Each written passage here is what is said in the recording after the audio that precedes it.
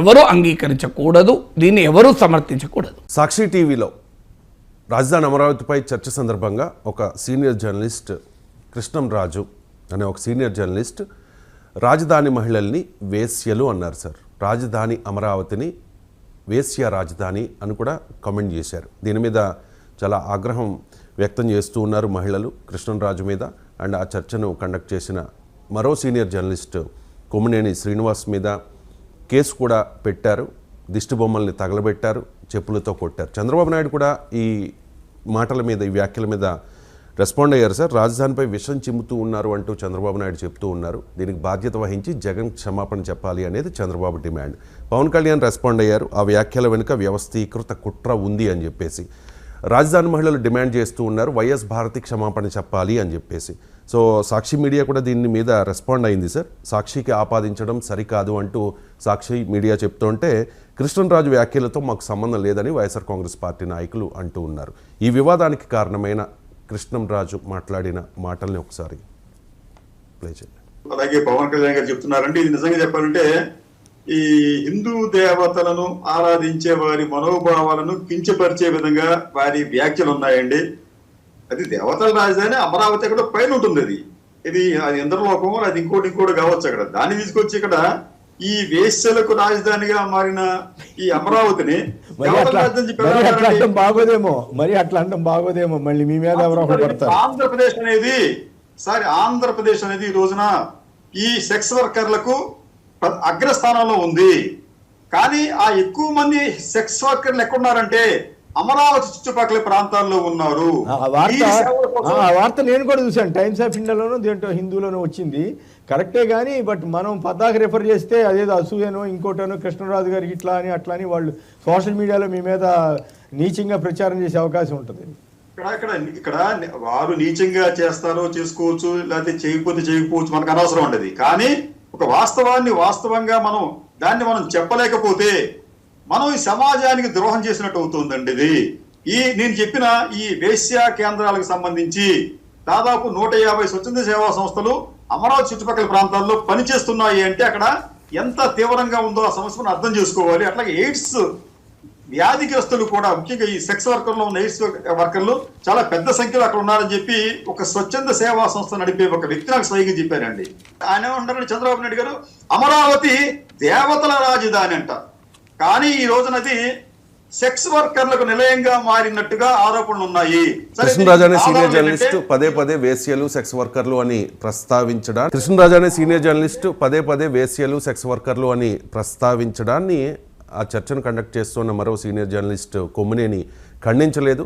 మీరు అలా అంటే బాగుండదేమో, మళ్ళీ మీ మీద పడతారు అని చెప్పి ఆయన సున్నితంగానే మాట్లాడారు. కానీ గతంలో లక్ష్మీ పార్వతి ఎన్టీఆర్ సతీమణి ఇదే కొమ్మినేని డిబేట్లో కూర్చున్నప్పుడు ఒక కాలర్ ఫోన్ చేశారు సార్. ఫోన్ చేసినప్పుడు లక్ష్మీ పార్వతిని ఆయన అనుచిత వ్యాఖ్యలు చేస్తే వెంటనే చాలా రెస్పాండ్ అయ్యారు. ఒకసారి అది కూడా వినిపించండి. పిచ్చివాడు మాక రాజు, నువ్వు ఎందుకు వచ్చావో అర్థమైంది. నువ్వు పిచ్చివాడు వాగితే నీకే నష్టం. మీ ఇంట్లో ఆడవాళ్ళు లేరా? మీకేమి అక్కలు చెల్లెళ్ళు లేరా? ఎవరు విడాకులు తీసుకోవట్లేదా? ఏం మాట్లాడతావు నువ్వు? మీరంతా మత్తు ఇచ్చే ఒక పెద్ద నాయకుడు ఎన్ని పెళ్లిళ్ళు చేసుకున్నాడో మీకు తెలీదా?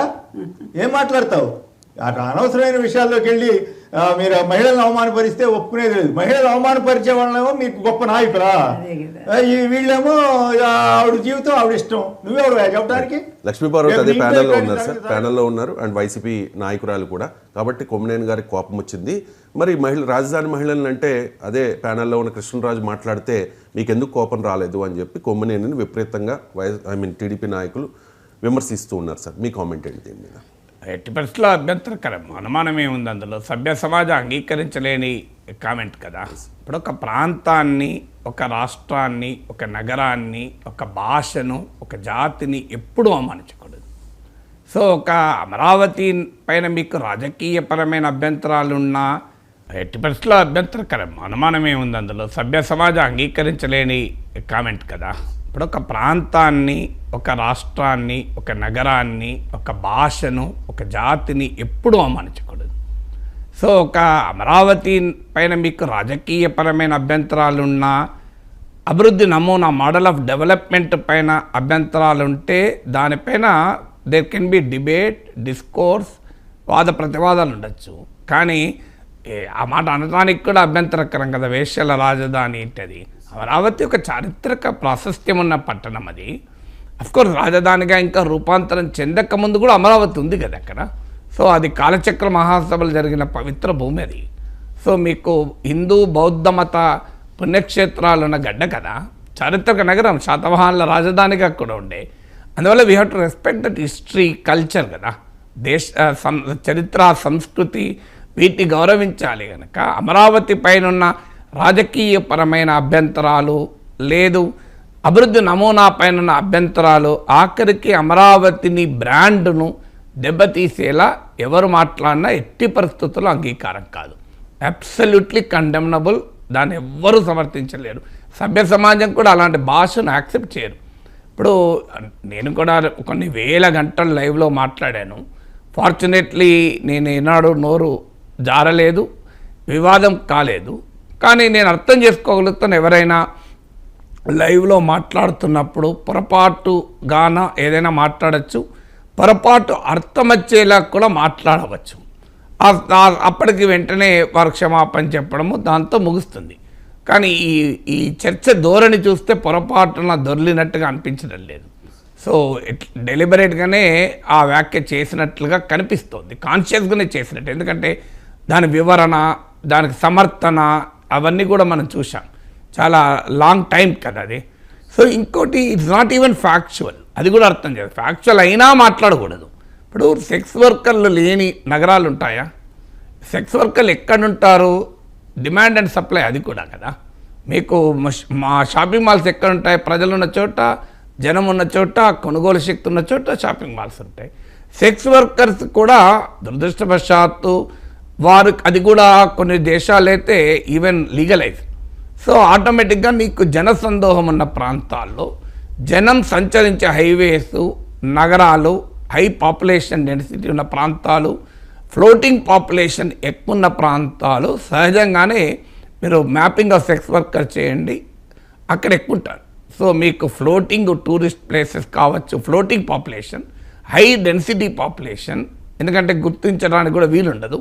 అలాగే మీకు హైవేస్ ఇలాంటి హాట్స్పాట్స్గా చెప్తారు.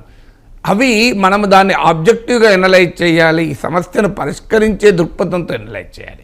ఇప్పుడు ఆ స్టడీ కూడా టైమ్స్ ఆఫ్ ఇండియాలో వచ్చిన కథనం కూడా అలాంటిదే. దాని యొక్క ప్రజారోగ్య కోణంలో వచ్చిన కథనం తప్ప అమరావతిని అవమానించే కోణంలో వచ్చిన కథనం కాదు. ఆంధ్రప్రదేశ్ను అవమానించే కోణంలో వచ్చిన కథనం కూడా కాదది. అది ప్యూర్లీ పబ్లిక్ హెల్త్ పర్స్పెక్టివ్లో జరిగిన ఒక రీసెర్చ్ స్టడీ ఆధారంగా వచ్చిన వార్తది. దాన్ని, ఆ డేటాను మిస్రిప్రజెంట్ చేస్తూ ఒక రాష్ట్రం పైన, ఒక రాష్ట్ర రాజధాని పైన ఈ రకమైన వ్యాఖ్యలు చేయడాన్ని ఎట్టి పరిస్థితుల్లో సమర్థించలేము. ఎందుకంటే ఆ విషయం ఏంటి, అక్కడేమి అమరావతి గురించి ప్రత్యేకంగా స్టడీ కాదది. It's nothing to do with Amaravati. అది something to do with the country. దేశంలో అనేక జిల్లాల్లో ఈ HIV ఎయిడ్స్ ప్రివలెన్స్ ఎలా ఉంది, అందులో సెక్స్ వర్క్